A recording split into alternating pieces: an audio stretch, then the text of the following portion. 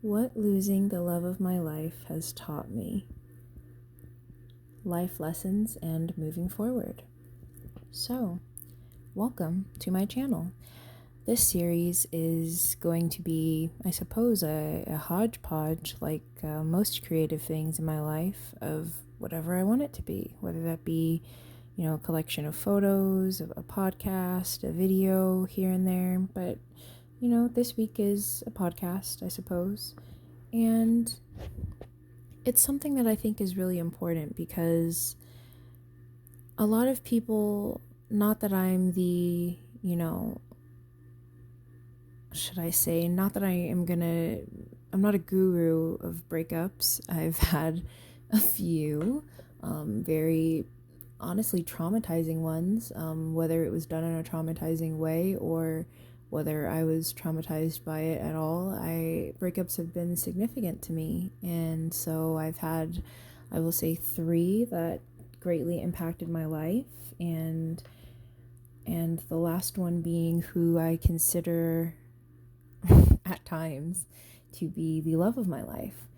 And it's changed me as a person completely. I met him when I was 24 years old last October. I am 26 now, and we are no longer together, unfortunately, or fortunately, depending on how this series ends and how you look at life, I suppose. But or what happens in the future. But as of now, we are no longer together. If you go back on my channel, you can see a video of when we had first fallen in love, and me saying, I don't know what's gonna happen. Well, yeah, I didn't know this was gonna happen exactly. Anyway, through this, what I would honestly consider trauma, not necessarily because of him being abusive, but because of the breakup being such an impact in my life, this has been very difficult for me.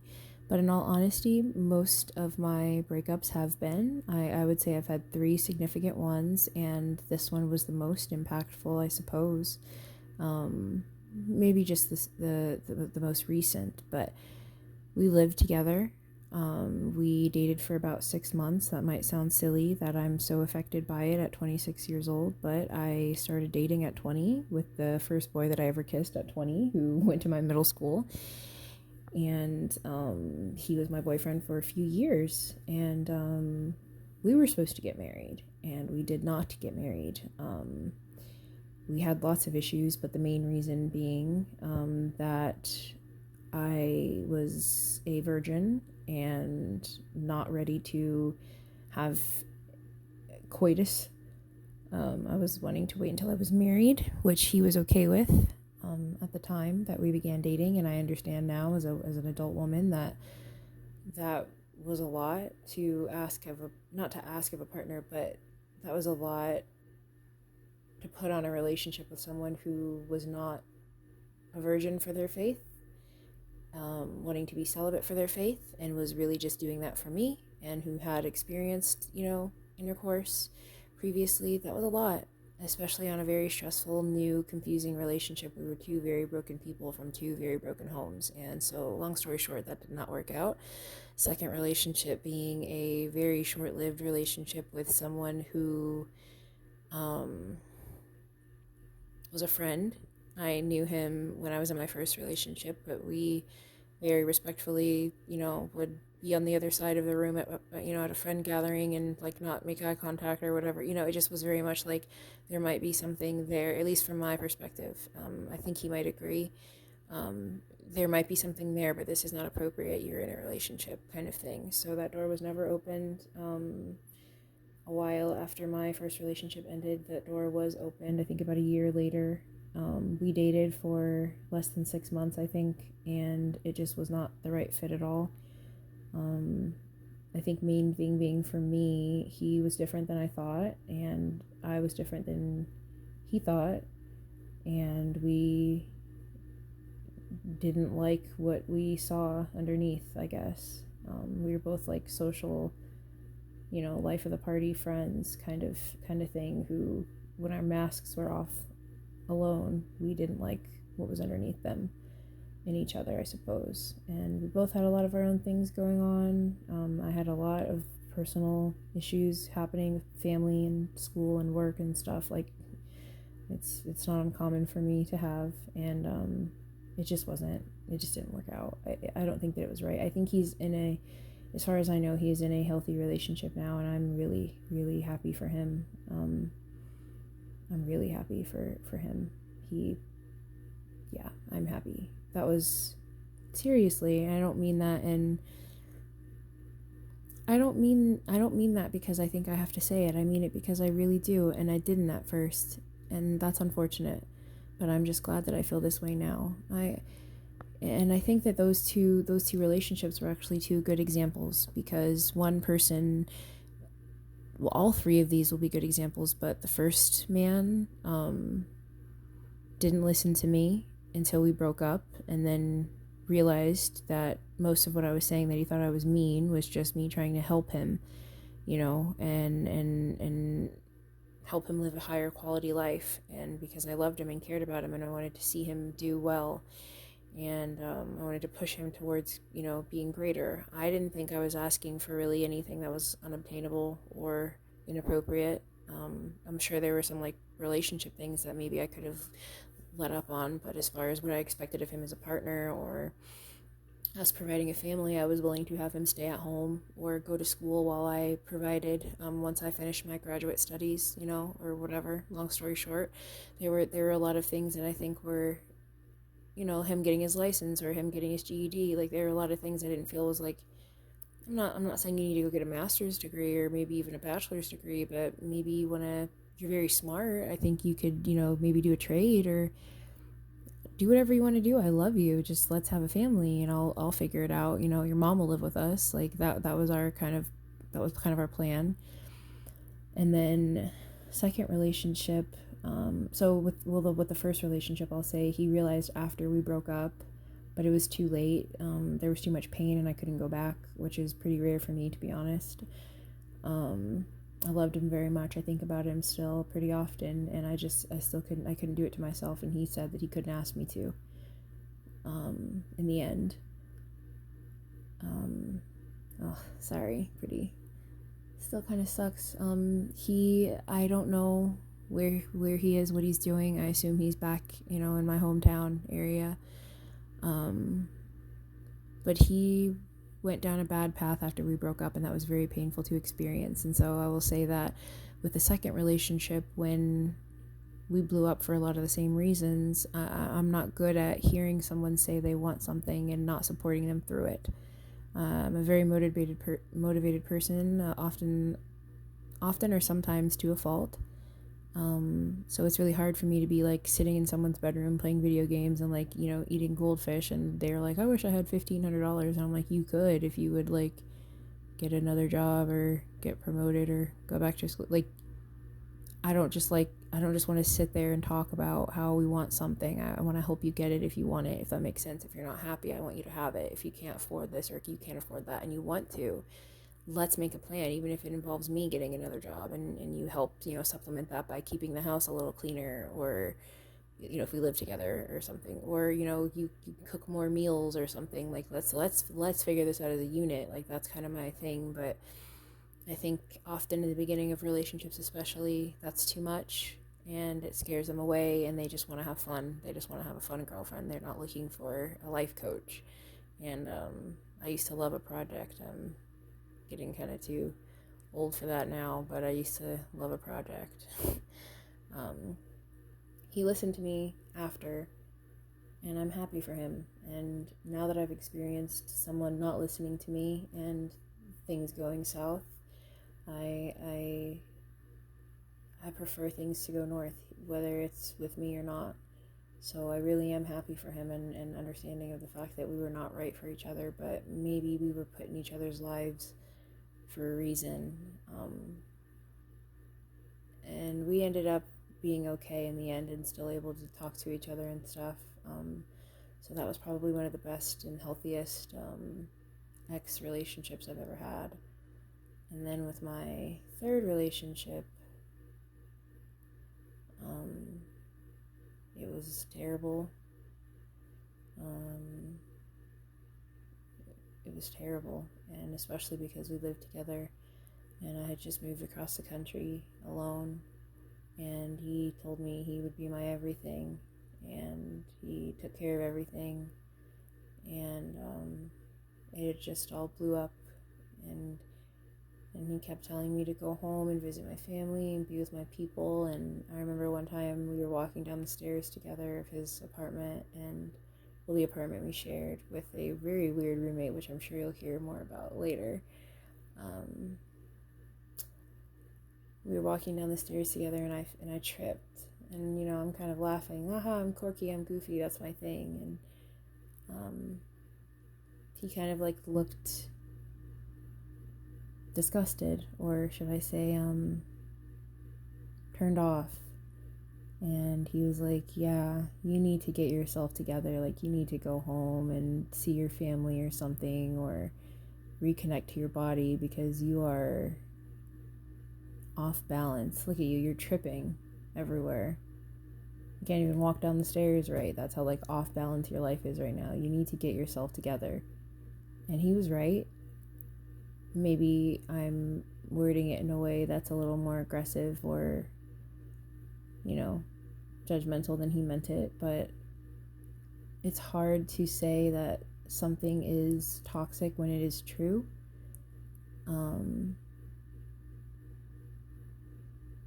Maybe that's how a lot of my first two boyfriends, maybe that's how they felt a lot of the time. The way that I would speak to them, because sometimes what I would say would be aggressive or mean. Hey, I've told you that you need to get some new shoes because your shoes stink so bad that I have to have you leave them outside of the bedroom right now, because I literally can't sleep smelling them because they're so strong. And then it would take coworkers complaining and then us breaking up finally for him to be like, I don't know why I did that. I just didn't want to do it because you told me to. I didn't want to be controlled by you. And it's like, I wasn't trying to control you. I was trying to tell you that your shoes smelled so bad that I couldn't bear it in the room anymore. I just am trying to help you. I wouldn't want to smell that smell, and I'm supposed to love you but let you walk out of the house smelling like that, and clearly you're fine with it. That seems like maybe a deeper thing. So I think that that's what my third boyfriend was trying to explain to me in that kind of situation. And if I told that story to a friend, for example, they might be like, oh, so abusive, he sounds like this, he sounds like that.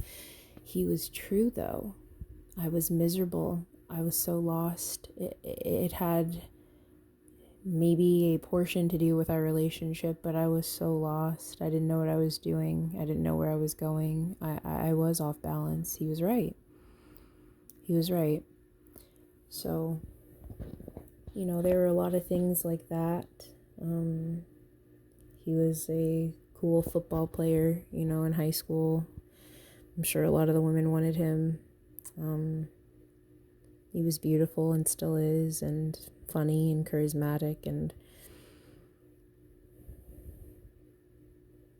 I would wear his Letterman jacket and kind of, think about how he would have probably bullied me in high school. I would say stuff like that, and he'd be like, no, I wouldn't. I minded my own business. But anyway, it was kind of, I think, cathartic for me to have fallen in love with a football player, even though sometimes it was unhealthy for me, because I would be sitting there with his friends uncomfortable thinking like, I don't belong here. I don't see my value in this circle. And eventually, I guess, he didn't either. So I think back sometimes and wish I had seen it and not ruined the time that we had together, wondering why he would want me. Because of course he would. Maybe I was broken and lost at the time, but of course he would. Why wouldn't he? Why wouldn't anyone? I didn't know that then. So he was right. I was off balance. What's the difference between being toxic and being honest? Was it the look of disgust that he gave me when I tripped? Was it the way that he said it? Was it him saying anything at all? Was it a combination of them all? Sometimes I feel like there isn't just one victim of abuse, if that's the word you want to use? What if you're both from a broken home and you're emotionally abusing each other? Whether you're fully aware of the situation or not, and whether you really love the person or not, what if you don't know how to love each other because no one ever taught you how? No one ever ironed out the kinks. No one told you how to calm your temper when you're ordering at the drive-thru and the person thinks that what you're ordering is for them, so they're trying to interrupt you and get in the way and say that's not what they want, and so you have anxiety, and so you shake your head and yell, "Shut up," when you don't want to talk to the person that you love that way. Whose fault is that? Who's abusive then? What if you ping pong back and forth between unhealthy behaviors because you're both unhealed? Do you just keep breaking up and entering a new relationship and experiencing the same patterns in those relationships and hurting yourself and others more and more with each breakup and makeup you go through? Do you spend 5 years alone and shave your head and take ayahuasca in a foreign country? Or do you open the Bible on your bedside table? Do you start going to therapy?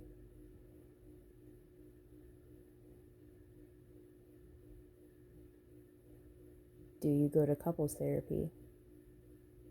Do you stop giving up and commit yourself to one person and understand the fact that people can change if they want to? So if you find someone who is genuinely putting in the effort and you are not being physically harmed or too severely emotionally harmed for your own, ability to take on, do you keep trying? And how come one person has to be a monster? I would venture out to say that a good chunk of the time, maybe not the majority, but a chunk of the time, maybe it's both of you. And maybe you should heal together and separately instead of giving up. Maybe you shouldn't tell your friend stories similar to these, because if they love you, they will be on your side. But that's your person. So why would you share every detail about every wrong thing that your person did, as if you wouldn't be upset if you heard them saying the same thing to their friends or their family? And what's the difference between that, protecting your person, and hiding the fact that you're in an abusive relationship that you need to get out of? What's the difference? Well, I suppose that the answer is different for everyone. I think that there should be certain lines and perimeters, such as, physical assault or repeated infidelity. Yeah, there should be certain things that are not humanly acceptable for anyone.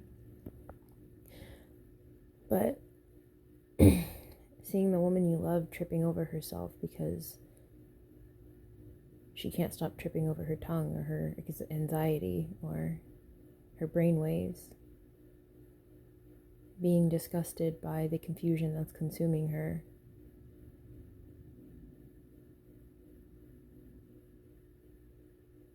is that abuse?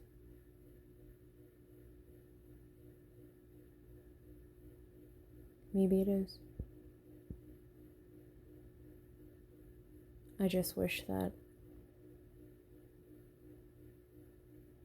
people didn't have to be monsters to be wrong sometimes.